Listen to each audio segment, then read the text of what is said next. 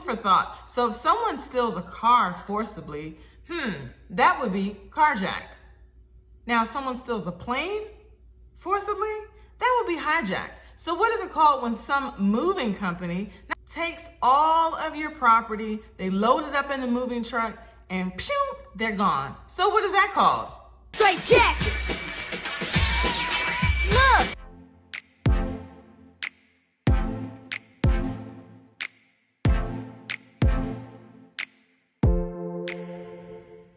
I should have known that something was shady from the start when the moving company showed up at the house, not with a truck large enough for a 4-bedroom house that's 2,100 square feet. We had furniture in every room of that house. So you can only imagine how much furniture, how much of everything that was in this house. So I'm looking at this moving truck like, that's not the right truck. And on top of that, they told us, well, sorry, but you're the last people to get moved today, so we won't show up until the later part of the evening. And then they said they were running late. So by the time that they got to the house, it was like almost dark. Anyway, the 3 guys hop out of the truck and we were just in awe as they were walking towards us. And I'm thinking, this can't be the moving crew. It was 3 tall Russian guys. The tallest one was like maybe 6'7". I don't even know how he fit in the truck.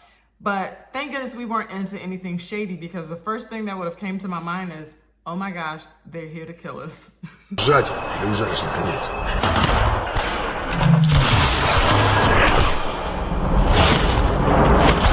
Probably because I watched too many movies, that was the first thing that, I would have actually thought of. But since we're not into anything shady, we didn't have anything to worry about, so. So the guys were actually really nice. They packed just about everything that was in the house that they could load onto that itty bitty truck, because we were expecting an 18-wheeler truck and not the truck that pulled up to the house.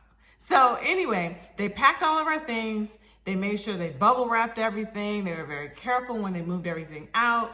They placed everything in the truck so everything would fit properly. And I thought we were good to go until I had to sit down with John, because that's what his name was.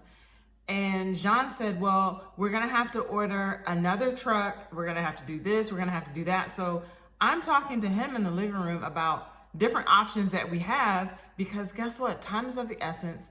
And this is our last night in the house, because the house is scheduled for settlement the next day. Yeah. Now keep in mind, at this point, we are homeless, okay? The house that we previously were in has now been sold, okay? And we're living with my parents for a few days.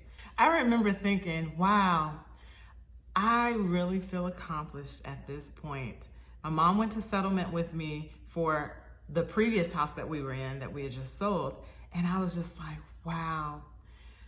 Oh, I feel so at peace. Everything is running the way that it's supposed to run, not knowing that our stuff that we just took out of the house has been jacked. We get a phone call maybe about a day and a half after we're thinking that our stuff is being taken to a storage holding facility to be placed into an 18-wheeler that is going to be delivered to us here in Texas. So Jean calls, and in my best Russian accent, I'm gonna try to deliver what he said to me. So John says, I want you to listen very closely. I'm thinking, okay, generally when somebody calls me, I'm already listening closely anyway, but okay, I was like, okay, John, what's going on? He says, the company that hired me to take all of your things to this storage unit has now gone out of business. I said, what? He says, yes, you and your husband are very nice people, and I want you to have your stuff back. So listen to what I'm about to tell you. I'm still like, wait a minute. What you mean? The company went out of business? What? So meanwhile, he's giving me this code, telling me where the storage unit is at. It's 45 minutes away from where we are staying from my parents' house. 45 minutes away. And I'm thinking, what? And I'm like, oh my gosh, we just spent all this money trying to put down a deposit so you guys can take this.